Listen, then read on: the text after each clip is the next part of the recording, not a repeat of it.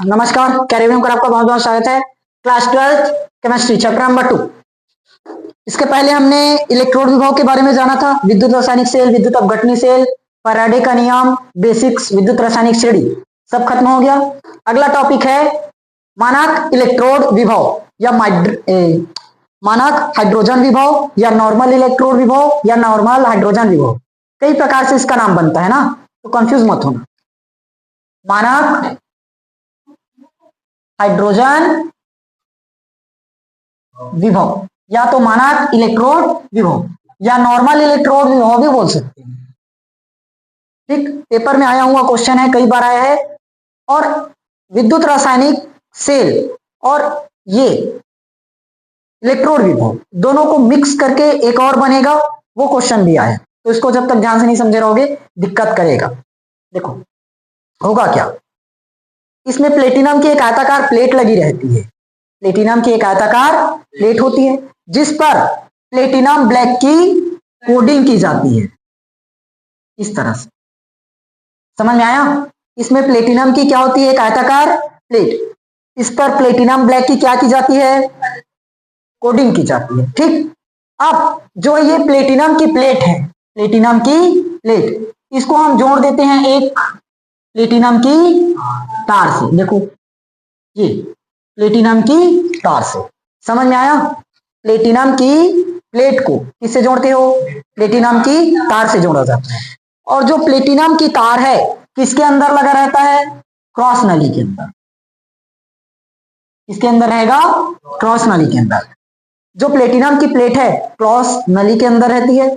और ये प्लेटिनम की प्लेट क्रॉस नली के अंदर मरकरी की थोड़ी सी मात्रा में डूबी रहती है। इसके अंदर क्या रहेगा, मरकरी की थोड़ी सी मात्रा में। समझ में आया? क्लियर हुआ? क्या कह रहे थे, इसको समझना ध्यान से। प्लेटिनम की एक आयताकार प्लेट होगी, इस पर प्लेटिनम ब्लैक की कोडिंग चढ़ी रहती है। और इस प्लेटिनम की प्लेट को जोड़े किससे रहते हैं, प्लेटिनम की तार से। ये प्लेटिनम की तार रहती कहाँ है, क्रॉस नली के अंदर। क्रॉस नली में रहता है क्या है, मरकरी की थोड़ी सी मात्रा। समझ में आया यहां तक? क्लियर?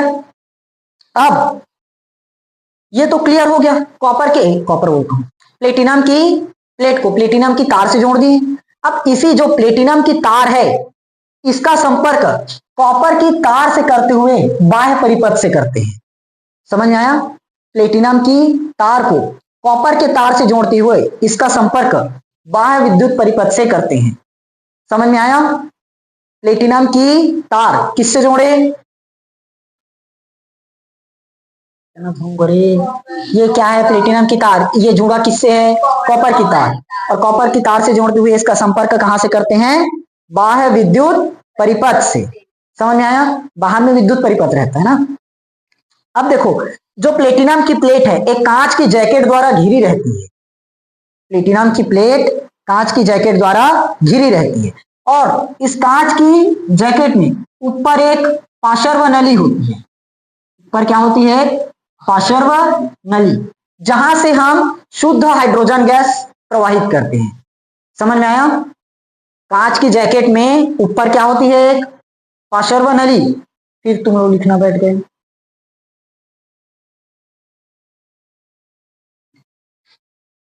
जितना टाइम समझाते रहते हो उतना टाइम लिखते रहते हो, समझ में क्या आएगा? समझ में आया? ये प्लेटिनम की जो प्लेट है किससे घिरे रहेगा, कांच की जैकेट से। और इस कांच की जैकेट में ऊपर क्या रहता है, एक पार्श्व नली होती है जहां से शुद्ध हाइड्रोजन गैस प्रवाहित करते हैं। यहां पर दाब कितना काम करेगा, एक एटीएम दाब पर, मतलब एक एटमॉस्फेरिक मतलब एक वायुमंडलीय दाब पर, एक वायुमंडलीय दाब पर शुद्ध हाइड्रोजन गैस प्रवाहित की जाती है। समझ में आया? अब देखो, जो ये पूरा विलयन है अंदर का, इलेक्ट्रोड है ना, मानक इलेक्ट्रोड, ये 1 मोलार जलीय विलयन में उपस्थित रहेगा। 1 मोलार अम्लीय विलयन है, H+ है, मतलब H+ का मतलब अम्लीय। जो ये इलेक्ट्रोड विभव है, ये इलेक्ट्रोड कहां रहेगा, 1 मोलार अम्लीय विलयन में रखा जाता है। 1 मोलार, देखो ना, मोलार 1 मोलार लिए 1 मोलार अम्लीय विलयन में रखा जाएगा, जिसका ताप रहेगा 25 डिग्री सेल्सियस और ना 298 केल्विन होता है।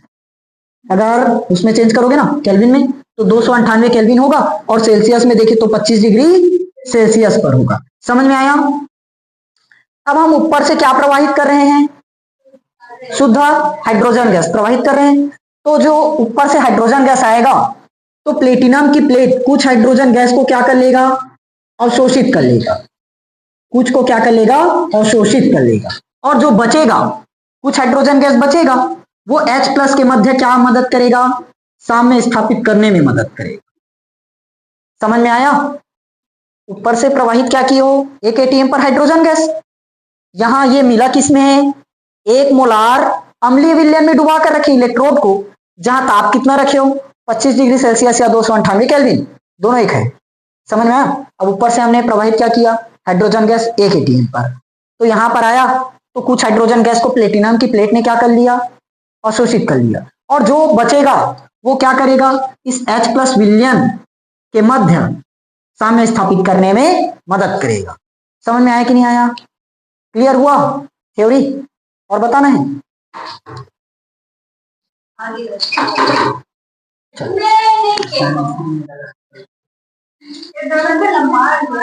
समझ में आया ना? देखो एक बार शुरुआत से थ्योरी एक बार देख लो ना। मानक हाइड्रोजन विभव, इसमें क्या होगा? प्लेटिनम की एक आयताकार प्लेट, इस पर प्लेटिनम ब्लैक की कोटिंग कर दी जाती है। अब इस प्लेटिनम की प्लेट को हमने किससे जोड़ रखा? प्लेटिनम की तार से। और जो प्लेटिनम की तार है ये कहां मौजूद रहता है? क्रॉस नली के अंदर। क्रॉस नली के अंदर यह मरकरी की थोड़ी सी मात्रा में मिली रहती है। यहां तक क्लियर? अब प्लेटिनम की तार को कॉपर के तार से जोड़ते हुए इसका संपर्क बाह्य विद्युत परिपथ से किया जाता है। बाहर में विद्युत परिपथ रहेगा उसी से किया जाएगा, ठीक? इसलिए ये कॉपर का तार निकाला जाता है। आया? अब जो प्लेटिनम की प्लेट है, प्लेटिनम की प्लेट, ये कहां से घिरा रहेगा? एक कांच की जैकेट द्वारा घिरा होगा, जिस पर एक पार्श्व नली लगी रहती है ऊपर में। यहां क्या करोगे? इससे शुद्ध हाइड्रोजन गैस 1 ATM वायुमंडलीय दाब पर प्रवाहित की जाएगा, ठीक?